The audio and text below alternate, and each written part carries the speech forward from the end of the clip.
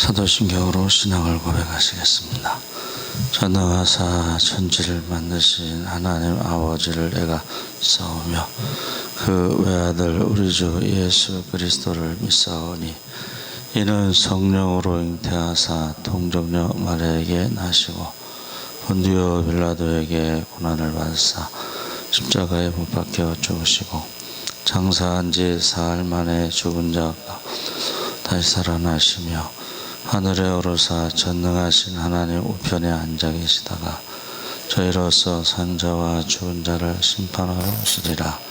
성령을 믿사오며 거룩한 공회와 성도가 서로 교통하는 것과 죄를 사하여 주시는 것과 몸이 다시 사는 것과 영원히 사는 것을 믿사옵나이다. 아멘. 찬송가 93장 찬송하시겠습니다.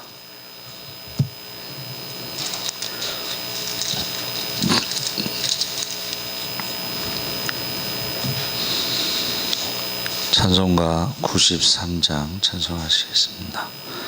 예수는 나의 힘이요 내 생명 되시니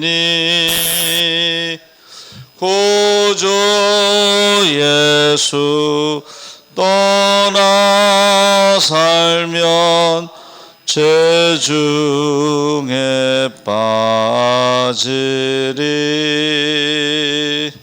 눈물이 앞을 가리고 내 맘에 근심 쌓일 때 위로하고 힘 주시리 주 예수. 예수는 나의 힘이요 내 친구 되시니 그 은혜를 간구하면 풍성히 받으리.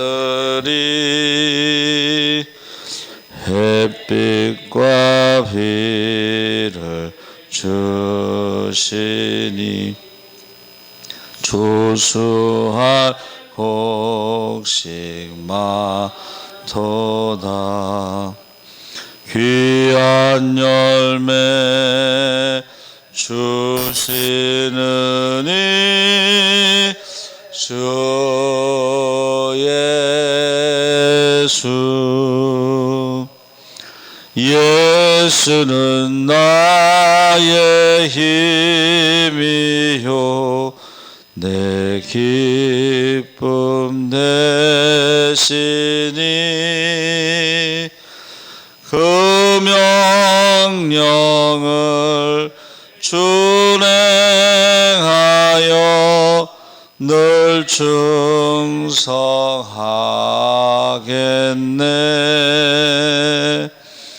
주야로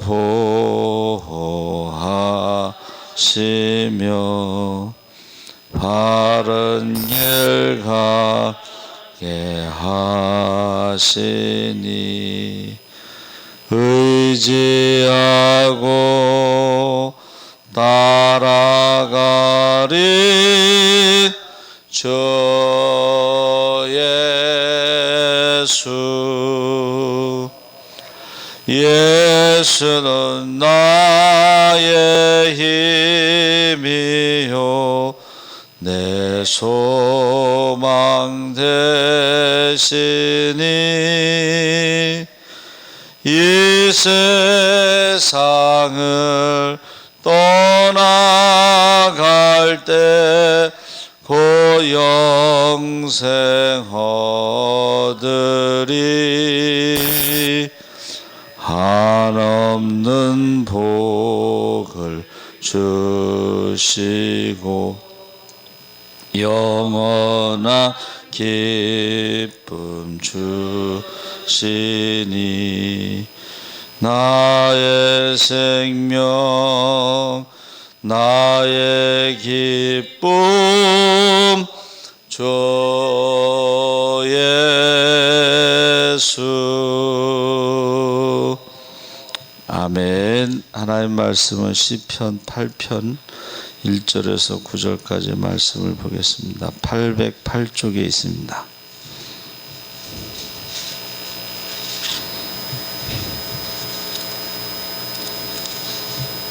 시편 8편 1절에서 9절까지 우리 다 같이 읽겠습니다. 여호와 우리 주여, 주의 이름이 온 땅에 어찌 그리 아름다운지요. 주의 영광이 하늘을 덮었나이다. 주의 대적으로 말미암아 어린아이들과 젖먹이들의 입으로 권능을 세우시며 이런 원수들과 보복자들을 잠잠하게 하려 하심이니라. 주의 손가락으로 만드신 주의 하늘과 주께서 베풀어 두신 달과 별들을 내가 보니 사람이 무엇이기에 주께서 그를 내가 무엇이기에 주께서 그를 돌보시나이까. 그를 하나님보다 조금 못하게 하시고 영어와 존귀로 관을 씌우셨나이다. 주의 손으로 만드신 것을 다스리게 하시고 만물을 그의 발 아래 두셨습니다. 모든 소와 양과 들짐승이며 공중의 새와 바다의 물고기와 바닷길에 다니는 것이니이다. 여호와 우리 주여, 주의 이름이 온 땅에 어찌 그리 아름다운지요. 아멘. 할렐루야. 좋은 아침입니다. 잘 오셨습니다. 감사합니다. 하나님의 영광과 사람의 본분. 성경은 우리가 믿어야 할 하나님이 누구시며 그분이 사람에게 요구하시는 삶에 대해 가르쳐주고 있습니다. 그래서 하나님이 누구신가, 사람의 본분은 무엇인가에 대해서 가장 잘 표현하고 있는 것이 시편 8편이다. 그래서 시편 중에 시편, 우리는 보통은 23편을 이제 제일 많이 사랑하는데 사실은 시편 8편이 하나님의 영광과 사람의 본분에 대해서 가장 잘 찬양하고 있습니다. 그래서 시편 8편은 감탄으로 시작하는데 다윗이 하나님의 영광을 감탄으로 표현합니다. 그래서 우리가 여행을 갈 때요, 거기 가서 표현하는 것이 감탄이죠. 감탄. 요즘에 그 죽기 전에 꼭 가봐야 할 곳 해가지고 보여주는데 정말 기가 막히죠. 그래서 이 감탄은 인간이 할 수 있는 최고의 찬사다. 그래서 만물, 자연의 아름다움을 목격할 때 사람은 감탄을 합니다. 최고의 찬사는 만물이 아니라 이를 아름답게 만드신 하나님께 돌려줌이 마땅합니다. 그래서 다윗은 하나님의 창조하신 땅과 하늘을 증인으로 삼아 찬송의 노래를 부릅니다. 1절 말미에 그는 주의 영광이 하늘을 덮었다. 이제 목동이었을 때의 밤에 혼자 하늘을 보죠. 근데 그 별이요, 너무 많아서 쏟아진다, 이런 표현을 씁니다. 그렇죠? 그래서 특히 그 광야나 이런 사막에서 별을 보면 별이 정말 많다고 그래요. 그래서 그 별을 보면서 지금 감탄하는 것입니다. 그리고 하나님이 자신의 영광을 하늘에 두었다라고 고백합니다. 하나님이 자기 영광을 하늘에 두신 것은 땅이 이를 담기에 비좁기 때문이다. 그래서 땅에 하나님의 영광을 두기에는 비좁고 그 영광을 하늘에 두셨다는 것입니다. 자신의 영광을 하늘에 담아 두셨고 다윗은 이를 찬송하고 그 찬송의 내용은 주의 이름입니다. 이름. 그래서 주의 이름은 항상 주의 사역과 관련해서 등장하는데 하나님은 사역으로 자신의 이름을 계시하는데 그 핵심, 하나님이 행하신 일의 핵심이 뭐냐? 그게 창조와 구원입니다. 그래서 우리가 하나님의 창조와 구원을 노래하는 것을 찬양이라고 하고 우리의 감정을 표현한 것은 이제 복음송가라고 표현하죠. 그래서 1절에 창조주 하나님을 찬송하고 2절에는 구원자 하나님을 찬송하고 창조와 구원이 찬송의 유일하고 영원한 가사입니다. 그래서 마치 다윗은요 땅과 하늘의 합창을 보면서 오케스트라와 같다. 또 어린아이와 젖먹이들의 찬송이 나오는데 그것은 하늘의 찬양이라면 이제는 땅의 찬양, 좀 비교하기에는 조금 엄청난 차이가 있지만 두 찬양의 공통점은 역시 감탄입니다. 하늘을 봐도 감탄이 나오지만 우주를 봐도 감탄이 나오지만 하나님이 지으신 땅을 보고도 감탄이 나옵니다. 그래서 그 남자들이 제일 많이 보는 프로그램이 동물의 세계래요.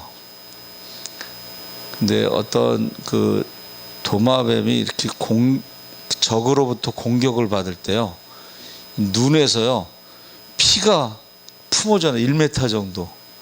그러면 적들이 당황해서 도망간다. 어떻게 눈에서 피가 1m 나갈까? 그거 프로그램 진행하는 사람도 어떻게 저런 일이 있을까? 어떻게 눈에서 피가 1m까지 나갈? 그 작은 도마뱀의 몸속에 있는 피가 그렇게 많이 나갈까? 감탄하는 거예요. 안 믿는 사람들도 자연을 보면서 감탄하는 것입니다. 그래서 그것을 어떤 사람은 옹알송이다.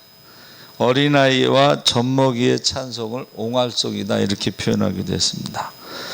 그래서 다윗이 주님도 어린아이들의 입을 찬송의 도구로 삼으셨다. 예루살렘에 입성하실 때에 호산나 다윗의 자손이여, 그때 대제사장과 서기관들이 노를 바라며 그들을 잠잠케 하셨는데 예수께서 말하되 그들이 하는 말을 듣느냐? 예수께서 이르시되 그렇다. 어린아기와 젖먹이들의 입에서 나오는 찬미를 온전하게 하셨나이다 함을 너희가 읽어본 적이 없느냐?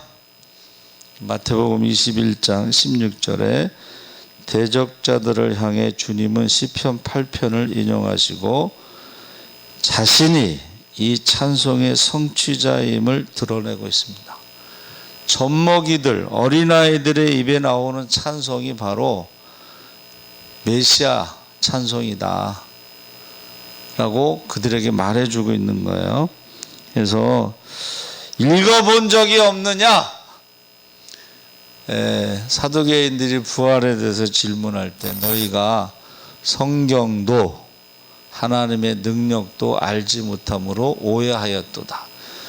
대제사장과 서기관들은 성경을 연구하고 성경을 가르치고 성경 가지고 먹고 사는 사람들이에요. 근데 읽어본 적이 없느냐? 오늘날에도요 목사들 중에 성경 안 읽는 사람 많습니다. 읽어본 적이 없느냐? 옛날 이야기가 아니에요. 천주교와 기독교의 차이가 바로 성경을 평신도들이 읽는 거예요. 그 북한 성도들은 신약 성경은 다 암송한대잖아요. 그래서 지금 어린아이와 젖먹이의 찬송에 대해서 시편 8편을 인용하고 있습니다. 그래서 그들의 노래가, 아이들은요 참 그래도 순수해요. 제가 부목사로 있을 때 목사님이 영태리에 개척을 해서 40일 금식 기도를 하러 산에 기도원에 가셨는데, 어느 집사가 다 데리고 나가서 앞에 장로교회로 갔어요. 아이들만 안 갔어요. 아이들은 순수해. 그래서 이제 중앙성결교회에서 군목에다가 그 사모님이 초등학교 선생님이니까 중앙성결교회 이만신 목사님이 부목사로 오면 사모님 학교도 알아봐 주겠다, 서울에다. 그리고 모든 걸 다 책임지고 보장해 주겠다. 중앙성결교회 부목사로 있으면 조금 있다가 이제 큰 교회 담임으로 갈 수 있는 그런 건데, 그래도 그 목사님 순수하셨다는 거예요. 그 아이들이 찬송 소리를 들으면서 거기 부목사로 못 갔어요. 그리고 애꾸는 집사 한 명이 남아 있었대. 그래갖고 못 갔대.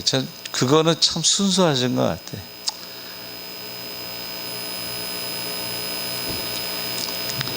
여러분, 저와 여러분이 이 어린아이들의 노랫소리에 주님은 그 대적들의 입을 막으신 거예요. 시편 8편에 나와 있는 대로 아이들이 노래하는 것이다. 메시아의 노래를 하는 것이다. 이렇게 말하고 있습니다. 또 시편 8편은 승리하신 왕의 노래, 왕이 행차할 때요, 개선문을 지나갈 때 외치는 노래가 시편 8편의 노래인데, 그때 포로를 잡아갖고 오잖아요.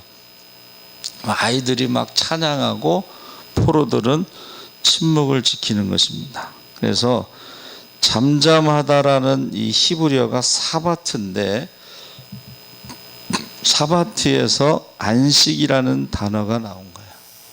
사바트에서 안식이, 그러니까 전쟁에서 승리한 다음에, 우리가 구원받은 다음에 안식을 얻는 것이죠. 그래서 대적의 실체를 드러냈다.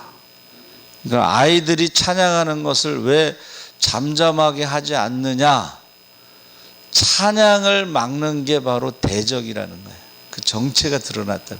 하나님께 영광을 돌리는 것을 막는 사람들, 메시아에게 찬양하는 것을 막는 사람들이 대적이라는 것이죠.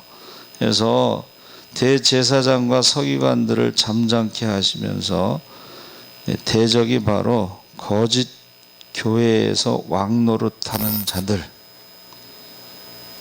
겉으로는 하나님을 예배하나 속으로는 자기를 예배하는 자들, 의인을 핍박하고 넘어뜨리는 사단의 하수인들. 주님은 사단의 머리를 깨트리시고 모든 대적을 굴복시키셨죠. 너희가 세상에서 환난을 당하나 담대하라. 내가 세상을 이기었노라. 내가 세상 끝날까지 너희와 함께 하시겠다 그랬습니다. 그래서 젖먹이도 찬송했다는 말은 모든 백성이 찬송했다는 것으로 해석하고, 온 땅 가득 울려 퍼지는 찬송과 함께 전쟁이 끝났다라는 것을 의미합니다. 그러니까 개선문을 딱 통과할 때 전쟁이 끝나고 승리하고 젖먹이까지 찬양할 정도로 온 백성이 다 찬양하고, 그것을 말해주고 있습니다. 그러면서 1절 9절에서는 찬송을, 이제 3절 8절에서는 사람의 사명에 관해서 말해주고 있는데, 하나님은 만물을 통해서 자신을 계시한다. 로마서 1장 20절에 창세로부터 하나님의 능력과 하나님의 모든 지혜가 피조물들에게 보여짐으로 너희가 핑계하지 못한다. 그래서 만물은 하나님을 보여주는 책이다. 성경을 통해서 하나님을 알 수도 있고, 이스라엘 역사를 통해서 또 만물을 통해서도 하나님을 알 수도 있고, 또 예수 믿는 사람을 통해서 하나님을 알 수도 있습니다. 제가 전에 말씀드렸죠. 어떤 선교사님이 이제 원래 이 언어를 해야지 돼요. 그 나라 언어로 설교를 해야 되는데 언어를 못 해가지고 본국에서 불러드렸어요. 두 번째 선교사가 가서 이분은 이제 언어를 잘하니까 설교를 잘했는데 예수님에 대해서 막 설교를 하니까는 사람들이 웅성웅성 하는 거예요. 그래서 왜 그러냐고 그랬더니 선교사님이 설교하시는 예수님을 우리가 봤다는 거예요. 만났다는 거예요. 그 선교사님이 그게 누구냐 그랬더니 전에 왔던 선교사님이 지금 선교사님이 설교하는 예수님의 모습과 똑같다는 거예요. 그러니까 그 선교사님이 언어는 좀 안 됐어도 삶으로, 예수님의 삶으로 그들에게 예수님을 보여준 거예요. 그러니까 우리가 성경을 통해서, 자연을 통해서, 예수 믿는 사람의 삶을 통해서 우리가 하나님에 대해서도 알 수 있고, 또 그 하나님의 사람에 대한 그 사명을 알 수가 있다. 만물이요, 우리에게 사명을 보여주고 있다. 3절 8절에서 그는 주가 만드신 하늘을 바라보면서, 하늘은 하나님의 아름다운 보좌, 사람들이 하늘을 보며 경탄하고 주의 손가락으로 이를 만드셨다고 하는 표현은, 이 손가락은 일을 하는 거잖아요. 그러니까 하나님이 일을 하신 것처럼 우리도 우리의 사명이 있다는 거예요. 이 땅에서의 사명.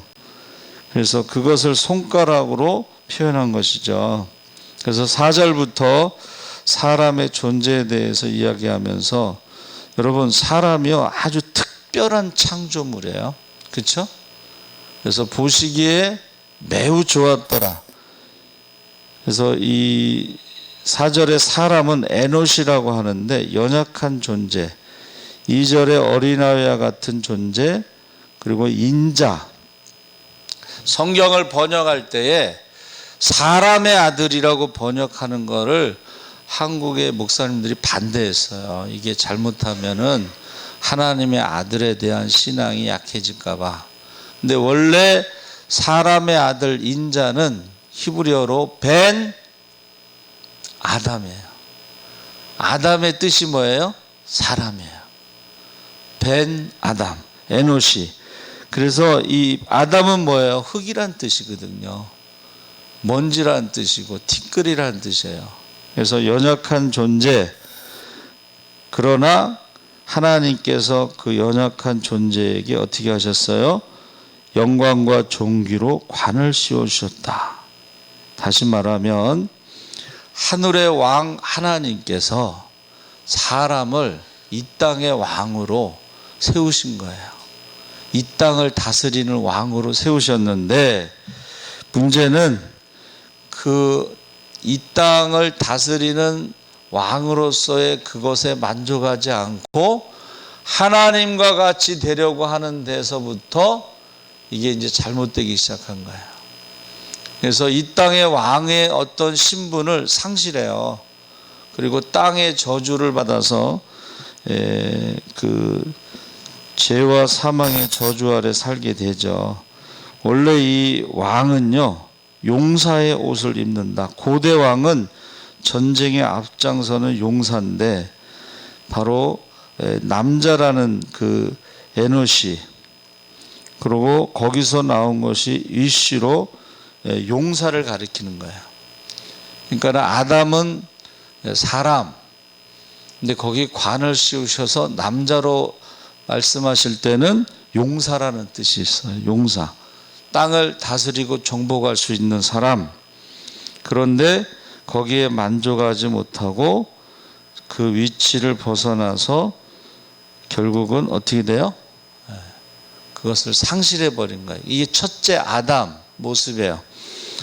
그래서 주님께서 이 땅에 오셨을 때 둘째 아담이라고 그랬는데, 둘째 아담은 히브리서 2장 5절 9절에도 나와 있듯이 사람과 인자를 그리스도로 해석하는데 하나님보다 조금 못하시지만 아담의 타락하기 전의 모습으로 영광과 존귀의 관을 십자가에 죽기까지 순종하심으로 그것을 성취하신 분. 그러니까 우리가 아담의 후손은 어떻게 돼요? 그것을 상실한, 그리고 우리가 새로운 피조물로 둘째 아담 후손이 되면 우리는 그것을 다시 회복하는 그런 것을 우리에게 보여주고 있는 것입니다. 그래서 그 다음에 나오는 게 이제 경작에 대해서 나오는데, 이 경작이라는 것은 다스림이나 굴림이 아니고 그 하나님이 만드신 것을 유지하는 거예요. 그렇죠? 근데 이것이 결국 농사의 용어인데 수고함으로 열매를 얻는 것이고 하나를 심어 많은 열매를 얻는 것인데 아담이 불순종함으로 많은 열매를 맺지 못하게 되죠. 근데 그 경작하다라는 말이 라틴어로 꼴레르라고 했는데 여기에서 컬처라는 문화가 나옵니다. 그러니까 하나님의 다스림, 그 현장에서 수고할 때에 인간의 본분을 다할 때에 기독교 문화가 꼽히는 거예요. 유대인들이 그 회사를 운영하는, 경영하는 목적이 뭐라 그랬어요? 유대인이 돈 버는 목적? 기부가 그들의 목적이에요. 그래서 유대인들은 졸업하잖아요. 취직하려고 안 하고 창업을 하는데, 대학을 졸업한 사람이 가서 나 창업할 테니까 돈을 좀 달라 그러면 아무 조건 없이 돈을 줘요. 그래서 전에 한번 부흥회 때 어느 교단 목사님인데 부목사가요, 목사님 저 개척 해야 되는데 300명만 분립개척 시켜주세요, 이렇게 요구한다는 거예요. 그래서 이제 상상도 못하는 일들이 일어나는 거예요. 네. 당당하게 요구할 수 있는, 그게 바로 기독교 문화예요. 경작. 그런데 중세의 르네상스 시대에 이제 어떻게 해요? 인간의 이성을 강조하면서 인간의 문화가 막 꼽히는데 그것이 사탄의 문화예요. 그 중에 하나가 동성애예요. 그 중에 하나가 동성애. 그래서 이 예수님이 둘째 아담으로 우리를 회복시킬 때에 우리는 다시 어떻게 해요? 하나님의 문화를 꽃피울 수 있는, 기독교 문화를 꽃피울 수 있는 그런 것이 되는데, 이게 이름이라는 것이요, 샘이라고 그랬는데, 샘, 이것은 브랜드를 의미한다. 마크, 표시하다. 이것은 다른 사람과 사물에 구별시켜 주는 것. 자, 기독교, 예수, 쟁의 딱 구별된다는 거예요. 옛날에는 구별이 됐어요. 근데 요새는 참 구별이 잘 안 되는 거예요. 주일날 우리는 전부 문을 닫잖아요. 근데 요즘에는 주일날 안 닫는 데도 많아요. 이게 구별이 안 되는데, 이 셈이라고 하는 것은 구별하다, 브랜드, 마크인데, 아담은 불순종의 이름으로 저주와 사망이 찾아왔고 예수는 순종의 이름으로 축복과 생명이 찾아왔습니다. 구약의 고라당, 신약의 니골라당은 우리에게서 나간 자, 이단이 된 것이고, 아간, 구약의 아간, 신약의 아나니아 삽비라 부부는 욕심으로 인해서 심판을, 아골골짜기에서 죽죠. 다윗은 신약의 베드로와 같고 솔로몬은 신약의 바울과 같다. 그래서 우리나라도 주기철 목사님과 손양한 목사님, 순교자의 이름 브랜드인데, 그리고 성경의 다니엘과 새 친구, 요즘에요 주기철 목사님 얘기 안 합니다. 한국 교회가. 손양한 목사님 얘기 안 해요. 순교자 얘기를 안 합니다. 다니엘 설교 안 합니다. 새 친구 설교 안 해.